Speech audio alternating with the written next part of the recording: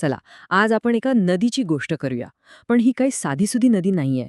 ही आहे दक्षिण भारताची जीवनरेखा. तिचं नाव आहे गोदावरी. पाहूया काय आहे तिचा हा प्रवास. गोदावरीला दक्षिण गंगा असंही म्हणतात. आणि खरं सांगायचं तर या एका नावातच सगळं काही आलं नाही का. म्हणजे जसं उत्तर भारतात गंगेला मान आहे, अगदी तसंच पावित्र्य आणि महत्त्व दक्षिण भारतात गोदावरीला मिळालं आहे. आणि ही काही छोटी नदी नाहीये. विचार करा, तब्बल 1465 किलोमीटरचा महाप्रवास करते ही नदी. हा आकडाच आपल्याला सांगतो की ती किती विशाल आणि भव्य आहे. मग आता आपण तिच्या प्रत्यक्ष प्रवासाला सुरुवात करूया. पाहूया तरी पर्वतांपासून समुद्रापर्यंत ती जाते कशी आणि जाता जाता या जमिनीला कसा आकार देते हे पाहणं खरंच खूप विलक्षण आहे. तर हिचा प्रवास सुरू होतो महाराष्ट्रातल्या त्र्यंबकेश्वरजवळ पश्चिम घाटातून. तिथून ती महाराष्ट्र, तेलंगणा आणि आंध्र प्रदेश या 3 राज्यांमधून वाहते आणि शेवटी बंगालच्या उपसागराला जाऊन मिळते. गोदावरीचे एक वैशिष्ट्य आहे माहितीये, ती जशी पुढे जाते ना तसा तिचा स्वभावच बदलतो. सुरुवातीला डोंगराळ भागात ती अगदी वेगाने वाहते, खोल दऱ्या तयार करते. मग मधल्या टप्प्यात तिचा वेग कमी होतो, ती पसरते आणि सुपीक मैदानं तयार करते. आणि शेवटी समुद्राला मिळण्यापूर्वी ती एकदम शांत होते, सोबत आणलेला गाळ जमा करते आणि एक विस्तीर्ण त्रिभुज प्रदेश तयार करते, जो शेतीसाठी जणू एक वरदानच आहे. आता ही नदी फक्त वाहत नाहीये, तर ती या संपूर्ण प्रदेशाला समृद्ध करते. ती या भूमीसाठी एक वरदान आहे. कसं? चला बघूया. जायकवाडी, श्रीरामसागर, पोलावरम ही मोठी नावं आपण ऐकली असतीलच. हे सगळे प्रचंड मोठे प्रकल्प याच नदीवर उभे आहेत. आणि यामुळेच शेतीला पाणी मिळतं, शहरांना पिण्याचा पाणी पुरवठा होतो आणि वीजसुद्धा तयार होते. आणि फक्त पाणीच नाही, तर गोदावरीच्या खोऱ्यात इतरही खूप संसाधने आहेत.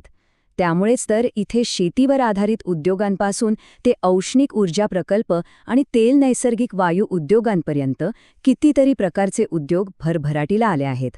म्हणजे विचार करा, गोदावरी लोकांच्या जगण्याचा किती महत्त्वाचा भाग आहे.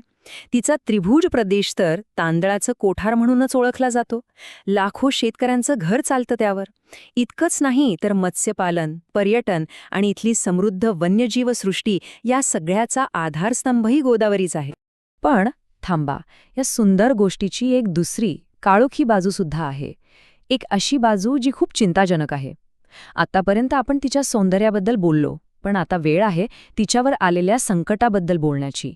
प्रश्न हा पडतो की जी नदी लाखो लोकांना जीवन देते, ती आज स्वतःच मृत्यूपंथाला का लागली आहे? याचं उत्तर शोधणं खरंच खूप गरजेचं आहे.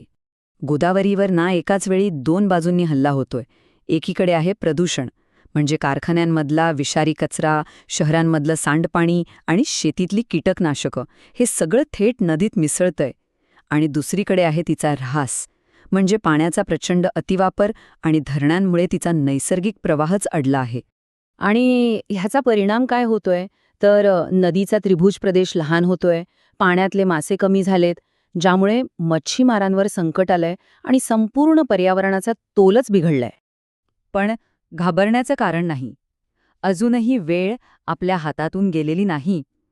संकटावर मात करून या नदीला पुन्हा नवजीवन देण्याचा मार्ग आहे आणि तो आपल्याला सगळ्यांना मिळून शोधावा लागेल. मग करायचं काय? उपाय अगदी सोपे आणि सरळ आहेत. पहिलं म्हणजे सांडपाण्यावर प्रक्रिया करायला हवी. शेतीत रासायनिक खतांऐवजी सेंद्रिय खतांचा वापर वाढवायला हवा. कचरा व्यवस्थापन, पाण्याची बचत आणि हो, सर्वात महत्त्वाचं म्हणजे नदीकिनारी झाडं लावणं आणि लोकांमध्ये जनजागृती करणं. या सगळ्या गोष्टींनी गोदावरीला नक्कीच नवसंजीवनी मिळू शकते. आणि एक चांगली गोष्ट म्हणजे नदी संवर्धनासाठी सरकारी पातळीवरही प्रयत्न सुरू आहेत. राष्ट्रीय नदी संवर्धन योजना असेल किंवा जलशक्ती अभियान असेल, यांसारखे कार्यक्रम या दिशेने महत्त्वाचं काम करत आहेत. शेवटी एकच गोष्ट लक्षात ठेवायला हवी. गोदावरीचं भविष्य आपल्या सगळ्यांच्या हातात आहे. विकास हवाच, पण पर्यावरणाचा विचार करून. हा समतोल साधला तरच आपण ही जीवनरेखा पुढच्या पिढ्यांसाठी सुद्धा जिवंत ठेवू शकू.